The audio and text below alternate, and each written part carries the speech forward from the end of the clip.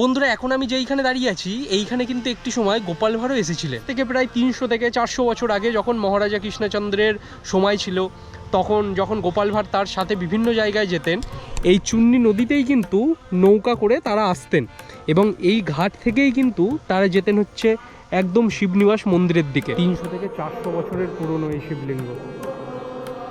গ্রামে যখন তোমরা আসবে না, গ্রামের যে একটা মাটির গন্ধ ওইটা আমার কাছে সেরা বস। কিন্তু তুঁত গাছের চাষ করা হয়েছে।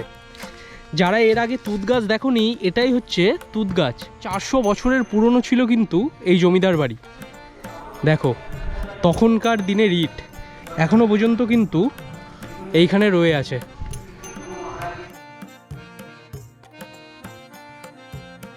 হ্যালো বন্ধুরা, welcome back to my channel. স্বাগত জানাচ্ছি তোমাদের আরও একটা নতুন ভিডিওতে। এই মুহূর্তে আমি চলে এসেছি ভারত বাংলাদেশ বর্ডারের একদম পার্শ্ববর্তী একটি গ্রামে। জায়গাটার নাম হচ্ছে শিবনিবাস গ্রাম। এটা মাঝদিয়া স্টেশনে নামতে হয়। গেদে লোকাল ধরে মাঝদিয়া স্টেশন নেমেছি, তারপরে ওইখান থেকে 10 টাকার টোটো ভাড়া দিয়ে আমি নেমেছি শিবনিবাস এই মোড়ে। এটা হচ্ছে শিবনিবাস মোড়, এটা হচ্ছে মেন রাস্তা।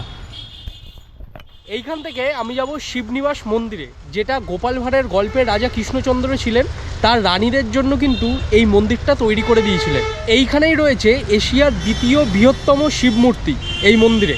তা খুবই সুন্দর একটা মফস্বল গ্রাম। এই গ্রামটা ঘুরে দেখবো এবং গোপাল ভাঁড় এবং রাজা কৃষ্ণচন্দ্র এই গ্রামেও কিন্তু আসতে। চ্যানেলে প্রথম হয়ে থাকলে অবশ্যই কিন্তু চ্যানেলটাকে সাবস্ক্রাইব করে পাশে থাকা বেল আইকনটা প্রেস করে রাখো পরবর্তী ভিডিওগুলোর নোটিফিকেশান পাওয়ার জন্য। তাহলে চলো আজকের ভিডিওটা শুরু করা যাক। শিবনিবাস মন্দির যাওয়ার আগেই সুন্দর গ্রামের এই রাস্তার দুদিকে কত সুন্দর গাছপালা দিয়ে ঘেরা। এই রাস্তা দিয়েই আমাদের যেতে হবে একদম শিবনিবাস মন্দিরের দিকে। মোটামুটি গ্রামটা কিন্তু খুব সুন্দর। শিবনিবাস মন্দিরে এটা কিন্তু আমার প্রথমবার না, এর আগেও আমি শিবনিবাস মন্দিরে দুবার এসেছিলাম। এই গ্রামটা এত সুন্দর। পাশেই হচ্ছে চুন্নি নদী। মহারাজা কৃষ্ণচন্দ্র গোপাল ভাঁড়কে সঙ্গে নিয়ে এই মন্দিরে কিন্তু বহুবার এসেছেন এবং এখানে পুজো দিতে আসতেন যেহেতু তার রানীরা, তাই এইখানে আসা যাওয়া লেগেই থাকতো গোপাল ভাঁড় এবং রাজা কৃষ্ণচন্দ্রের। এই রাস্তা দিয়েই কোনো এক সময় রাজা কৃষ্ণচন্দ্র এবং গোপাল ভাঁড় একসাথেই হাঁটাচলা করেছেন এই রাস্তায়। বহু ঐতিহাসিক কিন্তু এই জায়গা। দেখো চারিদিকটা কত সুন্দর।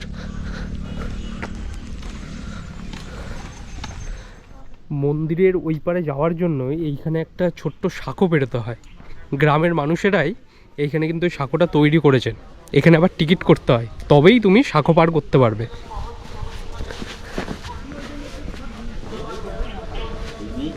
নিন কাকু টিকিটটা। একবার? হ্যাঁ, না যাবো আসবো দুবারে নিয়ে নেবো। দিন।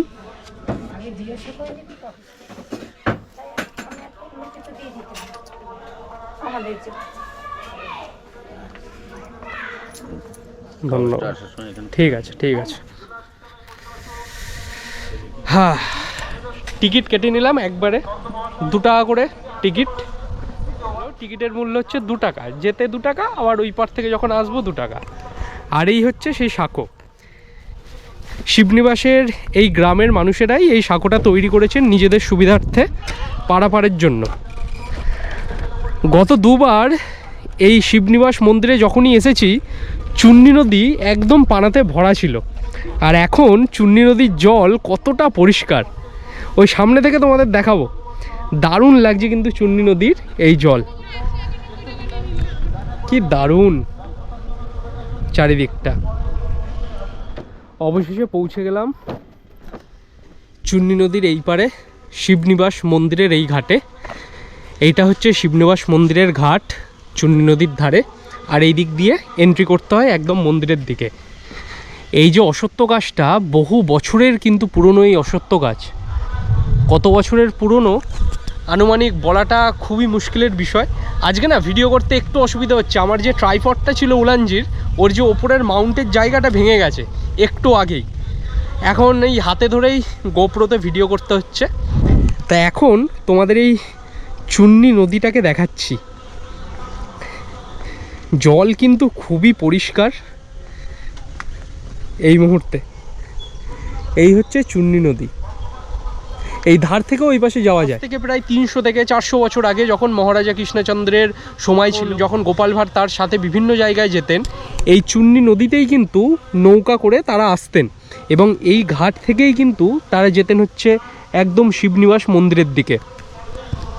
সেই কারণে এই জায়গাটা খুবই বিখ্যাত। যারা বাংলাদেশ থেকে আমার ভিডিওটা দেখছো তারা অনেকে বলেছিলে যে দাদা আরও কিছু গল্প দেখাও। এইগুলো কিন্তু কোনো গল্প কিংবা কাল্পনিক বিষয় না, এগুলো কিন্তু সত্য ঘটনা। মহারাজা কৃষ্ণচন্দ্র এবং গোপাল ভাঁড় এইখানেও কিন্তু এসেছিলেন।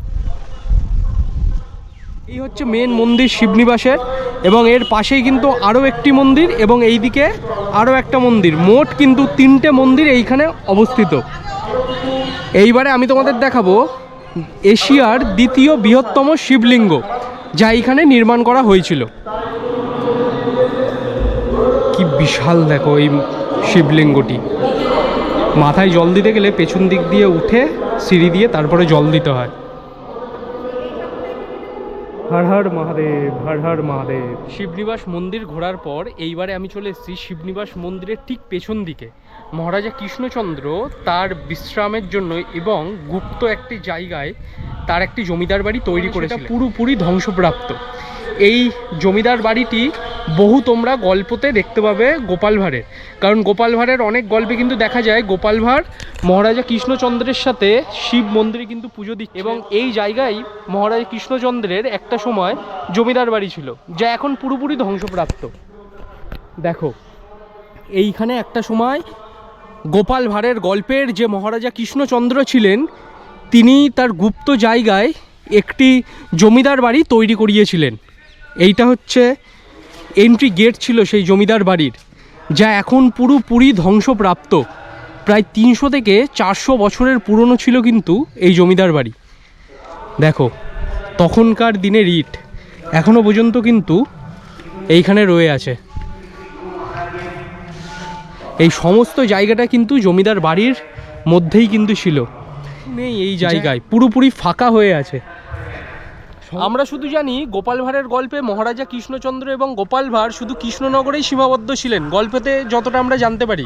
কিন্তু না, নদিয়া জেলা অনেকটি বড় একটি জায়গা, তার বিভিন্ন আনাচে কানাচে কিন্তু গোপাল ভাঁড় এবং মহারাজা কৃষ্ণচন্দ্রের অনেক কিন্তু ইতিহাস লুকিয়ে আছে। সব কিন্তু এখন ধ্বংস, কিচ্ছু নেই, শুধুই পড়ে আছে তখনকার দিনের কিছু ইট এবং এই বাড়ির ছোটোখাটো দেয়াল, যা থেকে অনুমান করা যায় একটা সময় এইখানে বাড়ি ছিল এবং সেটি মহারাজা কৃষ্ণচন্দ্রের গোপাল ভাঁড় গল্পের। এই যে সম্পূর্ণ জায়গাটা ছিল মহারাজা কৃষ্ণচন্দ্রের জমিদার বাড়ির। দেখো শিবনিবাস মন্দির তোমাদের দেখালাম, মন্দিরের পেছনে মহারাজা কৃষ্ণচন্দ্রের সেই ধ্বংসপ্রাপ্ত জমিদার বাড়ির কিছু নিদর্শনও দেখালাম। এইবার যাচ্ছি শিবনিবাসের এই গ্রামটার আরও একটা সুন্দর আকর্ষণ আছে। রেশম কীট আছে না, রেশম তৈরি হয় যেই তুঁত গাছ থেকে, সেই তুঁত গাছের চাষ কিন্তু এইখানে করা হয়। তাই এই গ্রামের সুন্দর রাস্তা ধরে আমি এখন যাচ্ছি সেই রেশম কীট যেখানে তৈরি হয় সেই রেশম কীট কারখানায়।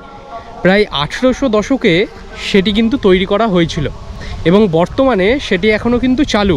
ওইখানে কিন্তু এখনও রেশম তৈরি করা হয়। দেখো গ্রামের এই রাস্তাটা কতটা সুন্দর, কি সুন্দর বাঁশবাগানের সারি, শান্ত নিরিবিলি পরিবেশ, তার মাঝখান থেকে এই সুন্দর রাস্তা। এইখানে কোনো একটা অনুষ্ঠান আছে স্কুলের, সেই কারণে প্রচুর অ্যানাউন্সমেন্ট হচ্ছে, তাই কথাবার্তা যদি একটু 19-20 শুনতে লাগে তাহলে একটু অ্যাডজাস্ট করে নিও আজকে। তবে গ্রাম থেকে যারা ভিডিওটা দেখছো আমি একটা কথা বলবো, পারফিউম ইউজ করি, পারফিউমের গন্ধ কিংবা আতরের গন্ধ খুব দারুণ, কিন্তু গ্রামে যখন তোমরা আসবে না, গ্রামের যে একটা মাটির গন্ধ, ওইটা আমার কাছে সেরা বস, এটা মানতেই হবে। কত সুন্দর সুন্দর প্রাকৃতিক সৌন্দর্য দেখা যায় এই জায়গায়, কিন্তু অনেকে পিকনিক করতেও আসেন বর্তমানে। এইখানের চারিপাশটা দেখো, ওইদিকে তাল গাছ, দারুণ লাগছে কিন্তু জায়গাটা। এবং এই দিকটা সুন্দর একটা বনাঞ্চলের জায়গা এবং চূর্ণী নদীর ধারে যেহেতু, অনেক মানুষ কিন্তু এই জায়গায় চাষাবাদ করেন, একদম চুন্নি নদীর ধারেই। বর্তমানে আমি বসে আছি 1800 দশকে যখন তৈরি হয়েছিল এই রেশম খামার শিবনিবাস গ্রামে, সেই রেশম খামারের একদম মধ্যে। এই সামনেই হচ্ছে সব কিন্তু তুঁত গাছের চাষ করা হয়েছে। যারা এর আগে তুঁত গাছ দেখোনি, এটাই হচ্ছে তুঁত গাছ।